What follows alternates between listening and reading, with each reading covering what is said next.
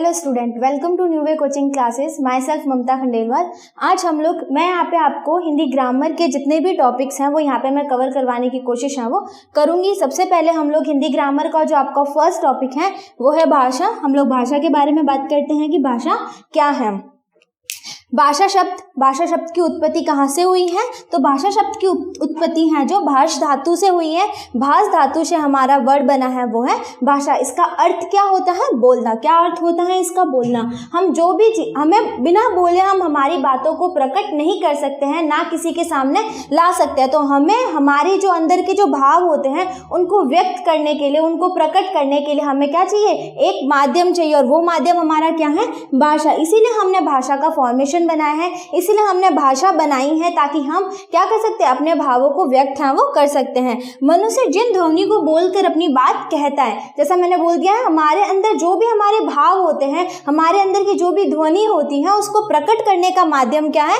भाषा। उसे भाषा कहते हैं। इस प्रकार कहा जा सकता है कि भाषा वह साधन है। भाषा क्या है? एक साधन है जिसके द्वारा मनुष्य क्या करता है? बोलकर, लिखकर, पढ़कर वह सुनकर अपने मन के विचार तथा भावों का आदान प्रदान करता है। भाषा वह साधन है जिसके द्वारा मनुष्य बोलकर, सबसे पहली चीज हम लोग क्या करते हैं? बोलते हैं, स्पीक करते हैं। बोलने से हमारी जो बातें होती हैं वो दूसरों को क्या करती हैं? सुनाई देती हैं, या तो वो हमारी बातों को क्या कर सकते हैं? अच्छे से जान सकते हैं। तो पहला माध्यम है भाषा का, वो है बोलना। दूसरा है लिखकर। हम लिखकर भी क्या कर सकते हैं? किसी को भी अपने जो अंदर के भाव होते हैं, अपने अंदर की जो ध्वनियां होती हैं, अपने अंदर जो भी विचार प्रकट हो रहे हैं उनको हम अच्छे से दूसरों को बता सकते हैं। तीसरा पढ़कर, यानी कि जो मैं अपनी जो बातें किसी और को बताना चाहता हूँ वो मैं क्या करता हूँ? लिखती हूँ। और लिखने से अगर मैं कोई और उसको पढ़ेगा तो मेरी बातें उसको क्या हो जाएगी? अच्छे से पता चल जाएगी। उसको पता चल जाएगा कि मैं क्या कहना चाहती हूँ। तो पढ़ना, पढ़कर और सुनकर। अगर कोई बोलता है तो वो अगर बोल रहा है तो मुझे क्या करेगा? सुनाई देगा। तो ये चार माध्यम होते हैं हमारे भाषा के, जिनसे क्या होता है? मन के, अपने अंदर के जो भाव होते हैं, मन के जो विचार होते हैं, उनका अच्छे से आदान प्रदान है वो हो जाता है। तो हमें हमारी हिंदी लैंग्वेज पढ़ने से पहले हमें भाषा के बारे में जानना बहुत ज़्यादा ज़रूरी है कि भाषा क्या है।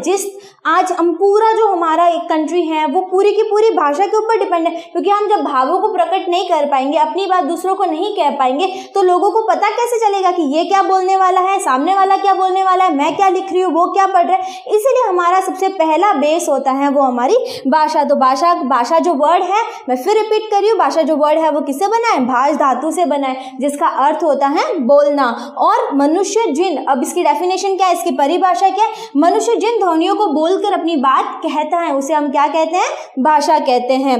और भाषा के माध्यम कौन कौन से है? भाषा के साधन कौन कौन से? तो भाषा के साधन चार है: बोलकर, लिखकर, पढ़कर और सुनकर, जिनसे हम क्या करते हैं? अपने मन के विचारों को प्रकट करते हैं। तो ये हमारी भाषा है। अब भाषा के कितने प्रकार होते हैं? भाषा के दो प्रकार होते हैं। पहला होता है मौखिक और दूसरा होता है लिखित। अब मैंने बोला है कि भाषा के कितने साधन हैं? चार साधन हैं। और भाषा के प्रकार कितने हैं? दो। बोलना और सुनना, ये दोनों एक में आ गए, यानी कि हमारे मौखिक में आ गए। और पढ़कर और लिखकर, ये जो दो साधन होते हैं वो हमारे किस में आते हैं? लिखित में आते हैं। तो हमें याद रखना है कि भाषा क्या होती है? बोलकर तथा लिखकर, ये दोनों जो वर्ड होते हैं हमारे मौखिक में आते हैं। और हमारा जो कि हम लोग किसी को भी बता रहे हैं, रिटर्न में बता रहे हैं, लिखकर बता रहे हैं, तो ये दोनों ही, इन दोनों के अंदर हमारे ओरल और राइटन के फॉर्म में हम इन दोनों को टाइप्स के अंदर हमने क्या कर दिया? इसको डाल दिया है। तो भाषा के दो रूप है, पहला है मौखिक भाषा और दूसरी है लिखित भाषा। अब मौखिक भाषा क्या है और लिखित भाषा क्या है? मौखिक भाषा का अर्थ क्या होता है? मुख से निकली हुई, यानी कि मौखिक वर्ड से ही हमें पता चलता है, मौखिक के अंदर ही छुपा हुआ है, यानी कि मुख, हमारा जो मुख से निकली हुई हमारी जो भाषा है उसको हम क्या कहते हैं? मौखिक भाषा कहते हैं। जब हम बोलकर और सुनकर, मैंने बोला है दो साधन क्या करती है? दो साधन मौखिक में डाल दिए, दो साधन क्या कर दिया? लिखित में डाल दिए। तो जो बोलना और सुनना, जो दो साधन है वो किसके अंदर आते हैं? मौखिक भाषा के अंदर आते हैं। या तो कोई बोलकर हमें बताता है, या हम किसी किसी की बातों को सुनते हैं, ये दोनों ही हमारे किसके अंदर आते हैं? मौखिक भाषा के अंदर आते हैं। जब हम बोलकर और सुनकर अपने विचार एक दूसरे तक पहुंचाते हैं तो ये भाषा कौन सी होती है? मौखिक भाषा होती है। या मौखिक भाषा का ये क्या है? एक रूप है। तो हमें इसको याद रखना है कि मौखिक भाषा क्या है? हमारे मुख से निकली हुई जो एक वाणी है हमारे अंदर, यानी कि हमारे उदर से निकली हुई, हमारे उदर से लेकर हमारे जिह्वा तक जितने भी वर्ण हमारे, ये जो अंदर से जितने भी भाव है, अंदर से जितनी भी ध्वनि आती है वो हमारी बाहर निकलती है, और उसी का जो बोलकर और सुनकर जो रूप है, जो साधन है, वो किसके अंदर आता है? मौखिक भाषा के अंदर। तो हमें याद रखना है मौखिक भाषा यानी कि हमारे मुख से निकली हुई। यानी लिखित भाषा क्या है?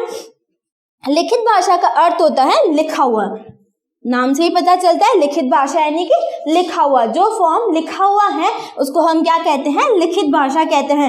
आप सिंपल सी डेफिनेशन भी इसकी याद कर सकते हैं। मौखिक भाषा क्या है? जो हमारे मुख से निकली हुई है वो मौखिक भाषा, और जो हम लिखकर बताते हैं, जो लिखा हुआ है, उसको हम क्या कहते हैं? लिखित भाषा कहते हैं। अगर हम पूरी परफेक्ट डेफिनेशन पूरी परिभाषा इसकी नहीं याद करते और सिंपल सा कि मुख से निकली हुई भाषा को हम मौखिक भाषा कहते हैं, और लिखी हुई जो भाषा होती है उसको हम लिखित भाषा कहते हैं। जब मनुष्य अपने मन के भावों को लिखकर और पढ़कर, मैंने बोला है दो साधन, तो यहाँ पे लिखित के अंदर दो साधन आ गए, एक है लिखकर और दूसरा है पढ़कर। यानी कि हम ऐसी बातों को या हमारे अंदर की ऐसी ध्वनि को जिसको क्या करते हैं? या तो लिखकर या पढ़कर समझते हैं, अपने भावों को अभिव्यक्त करते हैं, वो किसके अंदर आते हैं? लिखित भाषा के अंदर, या उनको लिखित रूप भी है वो कहते हैं। तो ये हमारा था भाषा, कि भाषा के कितने प्रकार होते हैं और भाषा क्या होती है। नेक्स्ट, ये तो हमने भाषा के बारे में बात की। अब हम लोग देखते हैं मातृभाषा को, कि मातृभाषा क्या है। आपने बहुत बार सुना होगा मदर टंग, इसको हम इंग्लिश में मदर टंग बोलते हैं और हिंदी में इसको बोला जाता है मातृभाषा। तो अब हमारी मातृभाषा क्या है? मातृभाषा का मतलब ये होता है एक ऐसी लैंग्वेज है, एक ऐसी भाषा जिसको हम कहाँ पर रह के सीखते हैं? अपने परिवार में, या अपने आसपास का जो वातावरण होता है, अपने आसपास का जो एनवायरनमेंट होता है, वहाँ से सीखी हुई भाषा को हम लोग क्या बोलते हैं? मातृभाषा बोलते हैं।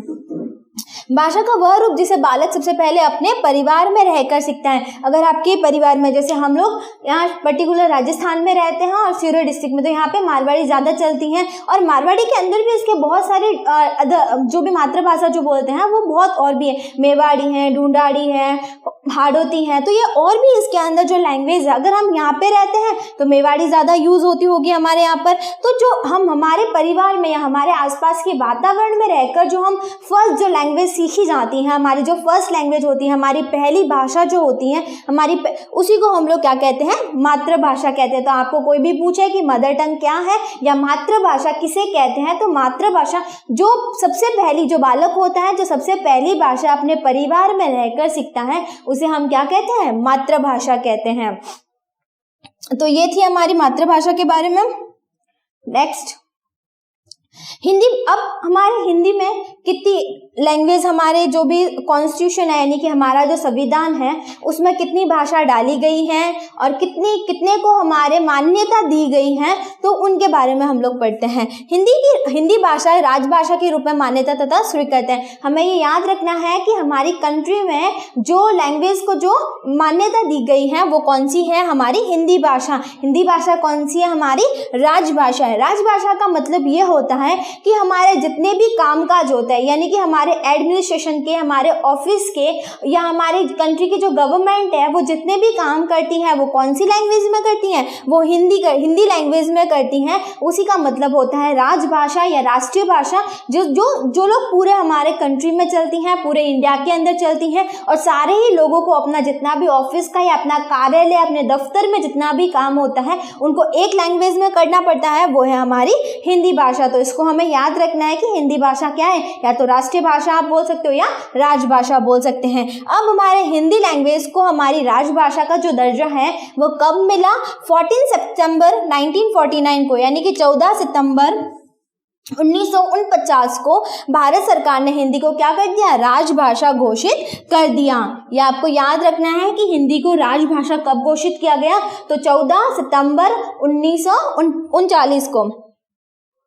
भारतीय संविधान में अब इसके अलावा ये तो थी हमारी राष्ट्रीय भाषा, इसके अलावा भारतीय संविधान में और कितनी भाषाओं को मान्यता दी गई है? तो यहाँ पे कितनी भाषा हैं? 22 भाषा हैं जिनको हमारे संविधान के अंदर हमारे कंट्री में उनको क्या दी गई है? मान्यता दी गई है। तो ऐसी कौन कौन सी भाषा है जिनको हमारे मान्यता प्रदान भाषा कौन कौन सी है? तो सबसे पहले हिंदी को राजभाषा और हम इसको अदर लैंग्वेज में भी डाल सकते हैं। नेक्स्ट है असमिया जो असम में चलती है, बंगाली, गुजराती, बोडो, डोंगरी, कन्नड़, कश्मीरी, कोंकणी, पंजाबी, उर्दू एंड मैथिली ये उत्तर प्रदेश में चलती हैं।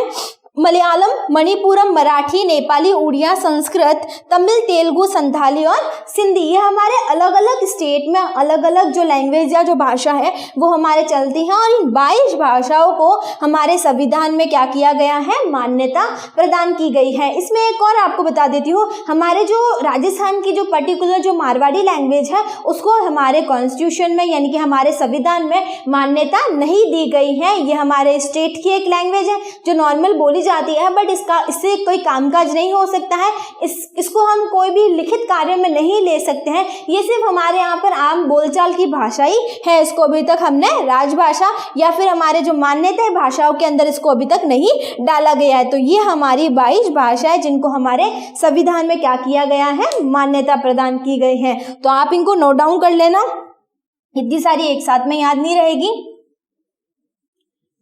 नेक्स्ट हम लोग पढ़ते हैं लिपिकों की लिपि क्या है।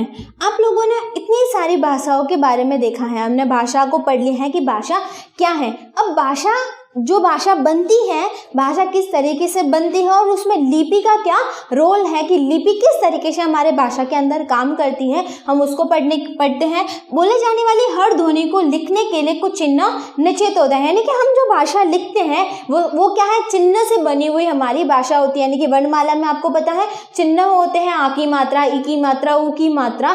तो जो वो चिन्ह है वो किससे बनते हैं? लिपि से बनते हैं। उनके लिए हर एक लैंग्वेज की, हर एक भाषा की क्या होती है? एक अलग लिपि होती है। और उसी लिपि के जो चिन्ह होते हैं उसको हम क्या करते हैं? भाषा में प्रयोग करके, भाषा में उसको डालकर उसको भाषा का एक व्यवस्थित रूप उसको क्या किया जाता है? प्रदान किया जाता है। तो बोले जाने वाली हर ध्वनि को लिखने के लिए कुछ चिन्ह क्या किए जाते हैं?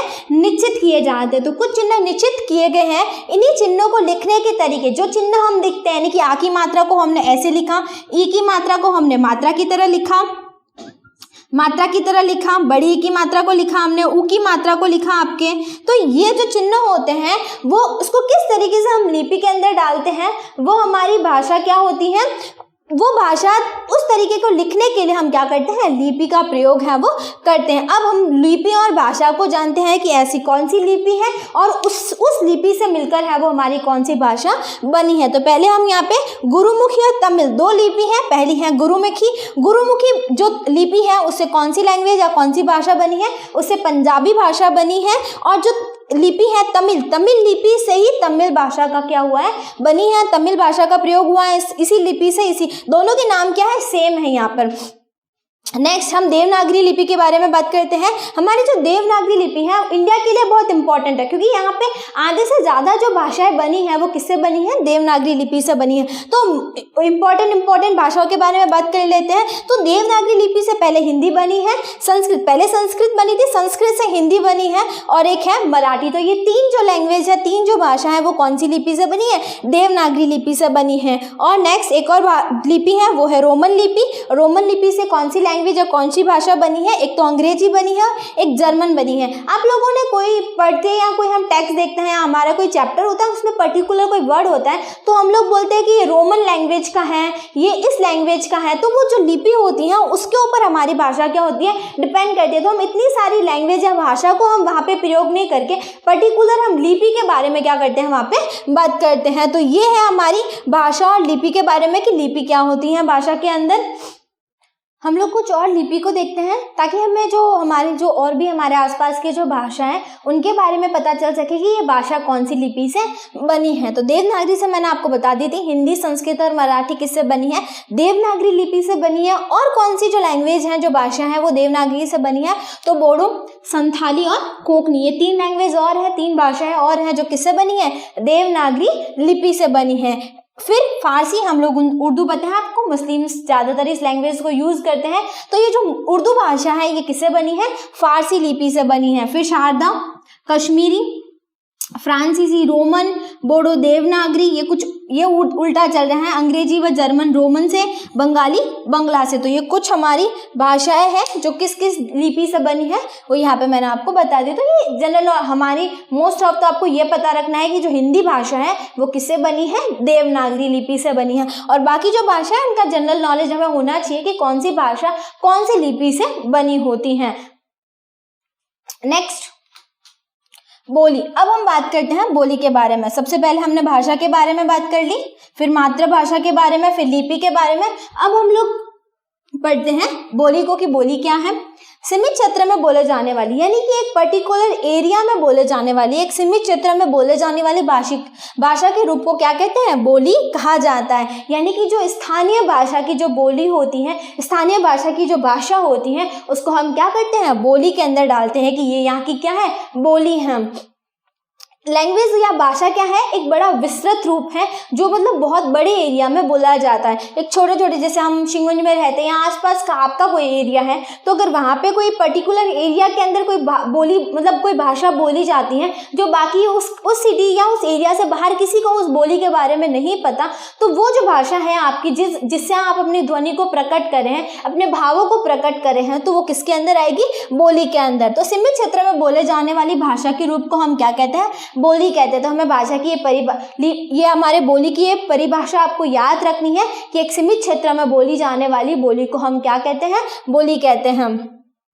स्थानीय, यानी स्थानीय व्यवहार में अल्प विकसित रूप में प्रयुक्त होने वाली भाषा बोली कहलाती है। यानी कि हमारे स्थानीय व्यवहार में, हमारे आसपास के एनवायरनमेंट में, हमारे नेचर, जो भी हमारे आसपास का जो कल्चर है उसके अंदर एक सीमित क्षेत्र में, यानी कि बहुत कम जो हम लिपि वगैरह बोलते हैं, कोई इसका कोई ज़्यादा ग्रामेटिकल इसके अंदर कोई ज़्यादा नहीं होता, उसको हम लिख नहीं सकते हैं, उसको सिर्फ हम क्या करते हैं? अपने भावों को प्रकट करने के लिए क्या करते हैं? यूज़ में लेते हैं, प्रयोग में लेते हैं, तो उसको हम क्या कहते हैं? बोली। याद रखना है, बोली को हम लिखित रूप में नहीं ले सकते हैं, क्योंकि इसके अंदर ग्रामेटिकल मिस्टेक बहुत होती है। ग्रामर या हम जो हमारी जो व्याकरण है वो उसके अंदर उसका पर्टिकुलर प्रयोग नहीं होता है। इस चीज़ को हम क्या कहते हैं? बोली कहते हैं। जो नॉर्मल हमारे वर्ड हैं वो उसके अंदर क्या करते हैं? बना देते हैं, अपने कुछ भी वर्ड उसके अंदर यूज करते रहते हैं, तो वो स्थानीय व्यवहार में और अल्प विकसित होती है, कोई ज़्यादा बड़ी नहीं होती, यानी कि व्याकरण का यूज उसके अंदर बहुत ही कम किया जाता है। तो उस भाषा को हम लोग क्या कहते हैं?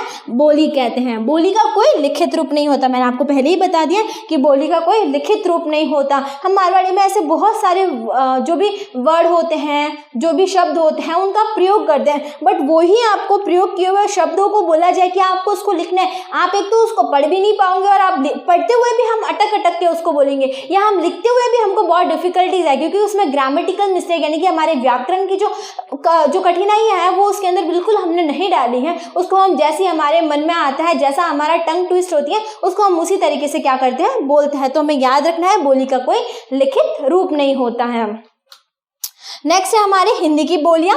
हमारे हिंदी यानी कि हमारे देश के अंदर ऐसी कौन सी बोलियां हैं जो हमारे आम व्यवहार के अंदर हम लोग उसको प्रयोग में करते हैं। तो हिंदी की बोलियों को 6 वर्गों में, पर्टिकुलर हिंदी की जो बोलियां हैं उसको 6 भागों में विभक्त किया गया है। पहली ब्रज, हमारे उत्तर प्रदेश में, या फिर हम बोल सकते हैं जो काव्य जो होते थे ना पहले, ब्रज भाषा में बहुत ज़्यादा लिखे जाते थे, यानी कि उसको एक तरीके से लैंग्वेज का छोटा सा रूप उसको पहले दिया था, भाषा का दिया था। तो ब्रज की भी बहुत उसको फिर हिंदी के अंदर ट्रांसफर कर यानी कि कुछ जो वर्ड होते हैं ना वो ब्रज भाषा के उसके अंदर डाले जाते हैं। और मेनली कृष्ण भगवान की जितनी भी पोएट होती हैं, जितने भी काव्य होते हैं, उसके अंदर जो ब्रज भाषा यानी कि ब्रज बोली के कुछ वर्ड क्या किए जाते हैं, उसके अंदर डाले जाते हैं। खड़ी बोली, हरियाणवी, बुंदेली और कन्नौजी। तो ये कुछ हमारे हिंदी की क्या है? बोलियां, जिनको 6 भागों में विभक्त किया गया, ब्रज, खड़ी बोली, हरियाणवी, बुंदेली और कन्नौजी। पूर्वी हिंदी, हमारे पूर्व जो एरिया है वहां पे बोली जाती है अवधी, बघेली और छत्तीसगढ़ी। राजस्थान में, हमें राजस्थान का मेनली पता होना चाहिए। तो राजस्थान में ऐसे तो बहुत सारी बोलियां हैं, पर मेन इसके अंदर है मेवाती, मारवाड़ी, हाड़ौती और मेवाड़ी। इसके अंदर ढूंढाड़ी वगैरह ये भी बहुत सारी बोलियां इसके अंदर आती हैं। तो हमें याद रखना है, कुछ नाम हमसे अगर पूछ ले या कहीं पे कोई जनरल नॉलेज बेस है तो हमें याद रखना है कि राजस्थान की बोलियां कौन कौन सी हैं, मेवाती, मारवाड़ी, हाड़ौती और मेवाड़ी। तो अब राजस्थान की हो गई, फिर बिहार की मैथिली, मगधी, भोजपुरी। मैंने कृष्ण भगवान के बारे में बोला कि कृष्ण भगवान के जो काव्य होते हैं वो मेनली उसके अंदर ब्रज बोली का यूज थोड़ा थोड़ा कहीं पे क्या किया जाता है, इंक्लूड किया जाता है, उससे कुछ कुछ शब्द उसके अंदर डाले जाते हैं। उसी तरीके से अगर कोई हमारे राम जी के ऊपर कोई काव्य लिखा गया है तो उसके अंदर मैथिली भाषा का, मैथिली बोली का क्या किया जाता है, कुछ शब्द उसके अंदर डाले जाते हैं। तो इन दो भाषाओं का या दो बोलियों का हमारे काव्य के अंदर थोड़ी सी इंपॉर्टेंस उसकी रहती है। तो मैथिली, मगधी और भोजपुरी। पहाड़ी इलाकों में गढ़वाली, कमाऊंगी और मेडियाली, ये 3 बोलियां बोली जाती हैं। फिर हमारे दक्षिण एरिया में बीजापुर, गोलकुंडा, ये दो बोलियां हैं वो वहाँ पे मेनली बोली जाती है। तो हमें बोलियां और इसके जो एरिया है वो हमें याद रखने हैं कि इन एरिया में ये बोली है वो बोली जाती है। हम नेक्स्ट हम लोग अब व्याकरण के बारे में हम ग्रामर करते हैं, व्याकरण बोलते हैं हिंदी के अंदर। तो हमारा व्याकरण क्या है? जो शास्त्र हमें वर्णों, शब्दों और वाक्यों के शुद्ध प्रयोग की जानकारी देता है। हमें याद रखना है कि कोई व्याकरण है या कोई ग्रामर है, उसके अंदर उसका जो रूप होता है वो बहुत ही शुद्ध होता है, यानी कि उसके अंदर कोई भी मिस्टेक नहीं होती, कुछ भी गलतियां उसके अंदर नहीं की जाती हैं, वो बहुत ही शुद्ध तरीके से उसका निर्माण किया जाता है। तो ऐसे शास्त्र के अंदर, शास्त्र पढ़ने में भी हमें बहुत डिफिकल्टीज आती है, उसको समझने में भी बहुत डिफिकल्टीज आती है। या हम लोग बोलते हैं जो काव्य होते हैं या कोई ऐसी जो महान जो कवि होते हैं वो कुछ लिखते हैं ना, उनको पढ़ने में भी हमको प्रॉब्लम आती है और उसको समझने में। तो उसका रीजन क्या है कि उसके अंदर व्याकरण का यूज बहुत ज्यादा किया जाता है, व्याकरण को बहुत अच्छे से उसके अंदर प्रयोग में लाया जाता है, इसीलिए उस चीज को समझने में हमें क्या लगता है, टाइम लगता है। तो जो शास्त्र हमें वर्णों, शब्दों और वाक्यों के शुद्ध रूप की जानकारी देता है वह क्या कहलाता है? व्याकरण कहलाता है। अब व्याकरण के अंग कौन कौन से हैं? तो व्याकरण के 4 अंग हैं। पहला है वर्ण विचार, शब्द विचार, पद विचार और वाक्य विचार। पहले हमें वर्णों पे विचार करना है, मतलब वर्णों के बारे में अच्छे से जानना है, फिर हमें शब्द के बारे में अच्छे से जानना है, फिर हमें पद के बारे में अच्छे से जानना है और फिर हमें पूरे सेंटेंस यानी कि पूरे वाक्य के बारे में अच्छे से जानना है। तो व्याकरण के क्या है? 4 अंग है। तो हमें याद रखना है वर्ण विचार, शब्द विचार, पद विचार और वाक्य विचार। तो ये हमारी व्याकरण है। याद रखना है कि व्याकरण क्या है? बहुत ही शुद्ध प्रयोग के साथ में व्याकरण को बनाया गया है। तो ये जो शास्त्र हमें वर्णों, शब्दों और वाक्यों की शुद्ध प्रयोग की जानकारी देता है वो क्या होती है? व्याकरण। व्याकरण में हमारी गलतियां और मिस्टेक जो होती हैं वो बहुत ही कम होती है, एक शुद्ध रूप के निर्माण से इसका बनती है। अब ये क्या है? वर्ण विचार। इसके अंतर्गत वर्णों के उच्चारण, वर्गीकरण, लेखन, संयोजन में चर्चा की जाती है। नाम है वर्ण। वर्ण क्या होते हैं? हमारे जो वर्णमाला हम बोल सकते हैं, अ, आ, ई, उ, ये हमारे क्या है? पर्टिकुलर क्या है? एक वर्ण है। तो ये वर्णों से क्या बनते हैं? हमारे शब्द बनते हैं, शब्द से पद बनता है और पद से हमारे क्या बनते हैं? वाक्य बनते हैं। तो छोटे से बड़ा रूप है वो हमारा बनता जाता है। तो वर्ण क्या है? इसके अंदर वर्णों, यहाँ पे वर्ण लिख देना। वर्णों के उच्चारण, वर्गीकरण, लेखन, संयोजन की क्या की जाती है? चर्चा की जाती है कि वर्णों का किस तरीके से संयोजन करना है, वर्ण को, एक एक वर्ण को जो मिलाकर किस तरीके से हम शब्दों बना सकते हैं, शब्दों की व्युत्पत्ति कर सकते हैं। तो ये चीजों पर विचार किया जाता है, तभी तो एक पर्टिकुलर वर्ड या शब्द निकलकर हमारा आता है। या वर्ण का जो अच्छी तरीके से सटीक प्रयोग है वो उसका हम ग्रामर के अंदर, हमारे व्याकरण के अंदर कर सकते हैं। नेक्स्ट है हमारा शब्द विचार। शब्द विचार क्या है? इसके अंतर्गत शब्दों के भेद, व्युत्पत्ति और रचना आदि से संबंधित नियमों की जानकारी दी जाती है। यानी कि हमने बोला कि किसी भी थिंग्स को या किसी भी चीज को हमने क्या कर दिया? एक नाम दे दिया। मेरे हाथ में है मार्कर, अब इसको मैंने मार्कर नाम दे दिया। अब ये किस बेस पे दिया? मार्कर बोल तो दिया कि इसका नाम मार्कर है। अब जिन्होंने इसका नाम मार्कर रखा है वो कुछ न कुछ सोच के जरूर रखा होगा। तो हमारे जो शब्द होते हैं, किसी चीज को हम जो नाम देते हैं उनके ऊपर बहुत ज्यादा क्या की जाती है, उनकी जो व्युत्पत्ति होती है कि कहाँ से निकलते हैं उनके ऊपर बहुत विचार है वो किए जाते हैं। उनके कुछ नियम होते हैं, उन नियमों के बेस पे वो नाम हमारे रखे जाते हैं, वो शब्द का निर्माण हमारे उन नियमों पे किया जाता है, तो उसको हम बोलते हैं शब्द विचार, जिसके अंदर बहुत सारी रचनाओं, उसके अंदर व्युत्पत्ति को हमारे क्या किया जाता है, डाला जाता है, ताकि एक पर्टिकुलर और एक अच्छा व्याकरण की दृष्टि से देखा जाने वाला शब्द है वो हमारा निकल कर आए। नेक्स्ट है हमारा पद विचार। इसके अंतर्गत हम संज्ञा, सर्वनाम, क्रिया, विशेषण, अव्यय, ये आपने कभी ना कभी ग्रामर में पढ़े होंगे, संज्ञा क्या है, सर्वनाम क्या है, और भी मैं आपको धीरे धीरे ग्रामर के अंदर इनको भी समझाऊंगी। तो ये जो आपके नाम है संज्ञा, सर्वनाम, क्रिया, विशेषण, इनसे क्या होता है, हमारे पदों का निर्माण होता है। और संज्ञा आपको पता है ये सारी चीजें हमारे किस में आती है, ग्रामर में आती है, और ग्रामर के अंदर इनका बहुत स्वर्ण तरीके से क्या किया जाता है, प्रयोग किया जाता है, तब जाकर हमारा क्या बनता है, एक पद बनता है। और पद के बाद में आता है हमारा वाक्य, एक पूरा का पूरा सेंटेंस।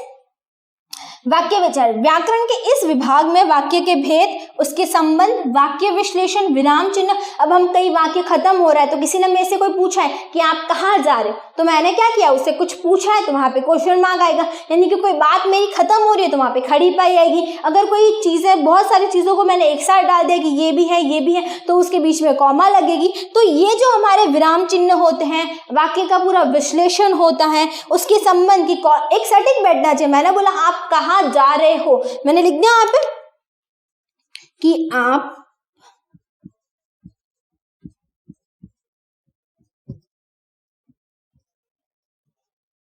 अब मैंने ये सेंटेंस लिख दिया, अब आप जा रहे हैं कहाँ, ऐसा तो मैं नहीं बोल सकती।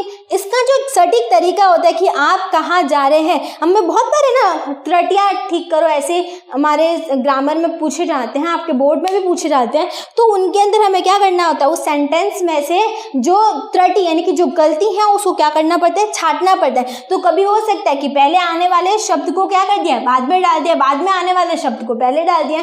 तो यही चीज होती है हमारे वाक्य विचार के अंदर कि एक सेंटेंस को क्या करना है, सटीक तरीके से कि एक जो वर्ड होता है उसका दूसरे से क्या होना चाहिए, संबंध होना चाहिए। और हम जैसे बोलते हैं ना सब्जेक्ट प्लस ऑब्जेक्ट, जो हमारे वर्ब प्लस ऑब्जेक्ट, तो हमारा एक तरीका होता है ग्रामर के वाक्यों को लिखने का, उस लिखने के तरीके से हमारे वाक्य विचार का क्या होता है, निर्माण होता है। तो हमें याद रखना है वर्ण विचार क्या है, शब्द विचार क्या है, पद विचार क्या है और वाक्य विचार क्या है। तो ये था हमारा ग्रामर। अब यहीं पे आपका ये जो आज का टॉपिक है जिसमें हमने भाषा को पढ़ा, मातृभाषा को पढ़ा, लिपि को पढ़ा, बोली को पढ़ा और व्याकरण को पढ़ा। अब इन्हीं से रिलेटेड मैं आपको कुछ क्वेश्चन आंसर्स दे रही हूँ और आपको इसको क्या करना है, क्वेश्चन आंसर्स को सॉल्व करते हुए या प्रश्नों को सॉल्व करते हुए आपको सारी की सारी चीज़ें रिकॉल करनी है, याद करनी है कि हाँ भाषा किसे कहते हैं, बोली किसे कहते हैं, लिपि किसे कहते हैं, व्याकरण के कितने अंग हैं या भाषा के कितने प्रकार हैं, उन सबको आपको याद करना है और इन क्वेश्चन के आंसर देने हैं। तो पहला क्वेश्चन है भाषा कहते किसे हैं, तो भाषा किसे कहते हैं वो आपको इसमें से ढूंढ के बताना है कि भाषा किसे कहते हैं। मन के भावों को लिखकर या पढ़कर बताना, मन के भावों को संकेत द्वारा बताना, मन के भावों को केवल बोलकर बताना, मन के भावों को केवल संकेत द्वारा बताना। तो ये है पहला क्वेश्चन। दूसरा है भाषा के मुख्य रूप, भाषा के कितने हैं, 1 2 3 4, हमें बताना है कि भाषा के मुख्य कितने रूप हैं। तीसरा क्वेश्चन है हमारा, हम प्रतिवर्ष हिंदी दिवस मनाते हैं, तो कब मनाते हैं।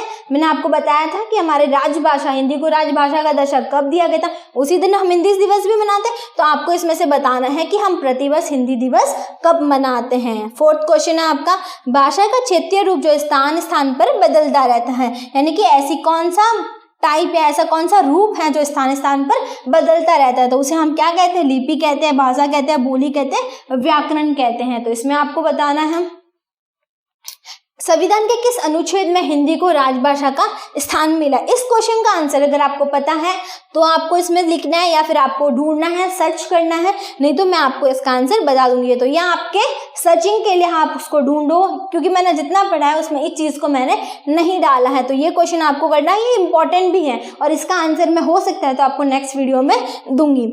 भाषा के नियमों की जानकारी देने वाला शास्त्र, इसमें से बताना है कि भाषा के नियमों की जानकारी हमें इनमें से किससे मिलती है। अब व्याकरण के कितने अंग होते हैं, 2 अंग होते हैं, 3 होते हैं, 4 होते हैं, 5 होते हैं। तो हमें बताने हैं व्याकरण के कितने अंग होता है। फिर कौन सी लिपि दाएं से बाएं लिखी जाती है? हाँ, एक लिपि ऐसे भी है जो क्या की जाती है, दाएं से बाएं लिखी जाती है। तो उस लिपि को आपको बताना कि ऐसी कौन सी लिपि है जो दाएं से बाएं लिखी जाती है। तो ये कुछ क्वेश्चन आंसर्स मैंने आपको दिए हैं, इनको आपको क्या करना है, सॉल्व करना है। 2 क्वेश्चन मैंने इसमें डाले हैं जो आपके माइंड या उसको सर्च करके आपको लिखना है। नहीं पता होंगे तो आप कमेंट बॉक्स में लिख देना, मैं आपको इनके आंसर्स बता दूंगी। तो ये आपका आज का जो टॉपिक है वो हमारा यहीं पे खत्म होता है। Thank you.